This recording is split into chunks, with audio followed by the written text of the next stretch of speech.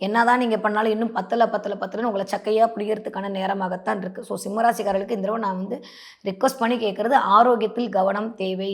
தேவையில்லாம நீங்களா ஒரு தாட்டுக்குள்ள போய்க்காதீங்க. அ எல்லாம் நல்லா தான் இருக்கு. இதெல்லாம் விட்டுட்டு என்ன மேடம் எனக்கு மட்டும் என்ன ஆசையா?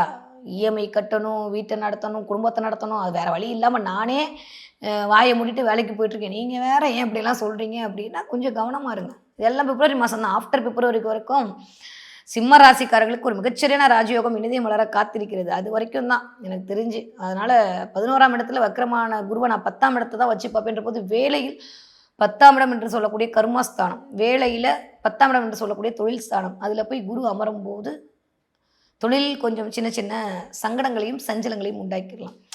நான் வேணான்னு சொன்னேன். என் தலையில இந்த வேலைய கட்டிட்டாங்க. இது இவ்ளோ டஃப்பா இருக்கும்னு நான் எதிர்பார்த்தேன். அதனால எஸ்கேப் ஆலான்னு பார்த்தா முடியலன்ற மாரி, நீங்க நம்புறீங்களோ இல்லையோ, உங்கள நாங்க நம்புறோம்ன்னு சொல்லிட்டு இருக்கிற முதலாளிகள் எல்லாம் சிம்மராசிக்காரர்களே வேலை வாங்குவார்கள்.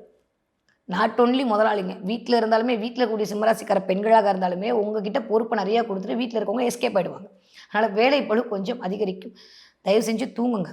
நைட்டெல்லாம் மொபைல பார்த்துட்டு தூங்காம இருந்தீங்கன்னா, மொபைலும் சூடாயிடும், நம்மளும் சூடாயிடுவோம். சரியா? அதனால தயவு செஞ்சு தூங்குங்க. இந்த தூக்கம் அப்படின்ற இடத்துல பயங்கர டிஸ்டர்பன்ஸ குடுக்கும் சிம்மராசிக்காரர்களுக்கு.